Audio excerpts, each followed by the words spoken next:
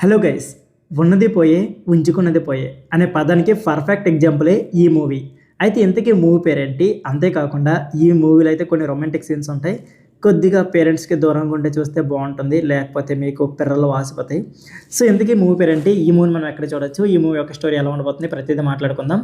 అయితే ఈ మూవీకి ఐఎండిబిలో ఏకంగా 8.3 రేటింగ్ అయితే ఉంది.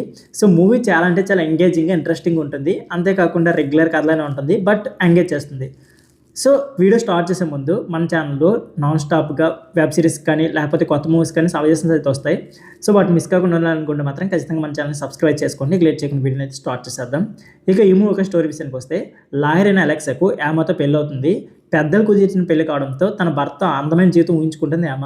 అయితే అలెక్స్కు తన ఆఫీస్లో పనిచేసే సోఫియాతో ఎపరైతే పెట్టుకుంటాడు. ఆ విషయం తెలుసుకునే యామ అలెక్స్ని వదిలేసి వెళ్ళిపోతుంది.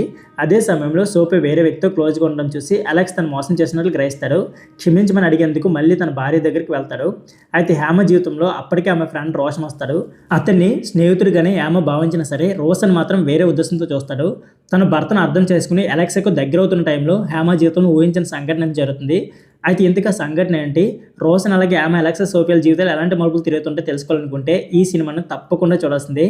ఈ మూవీ పేరు కూడా చాలా అంటే చాలా డార్క్గా ఉంటుంది. ఈ మూవీ నేమ్ అయితే డార్క్ నైట్. అయితే ఈ మూవీ ప్రెజెంట్ ఆహా ఓటీటీలో అయితే స్ట్రీమింగ్ అవుతుంది. సో అస్సలు మిస్ కాకండి, చాలా అంటే చాలా ఇంట్రెస్టింగ్ ఉంటుంది. Thank you for watching.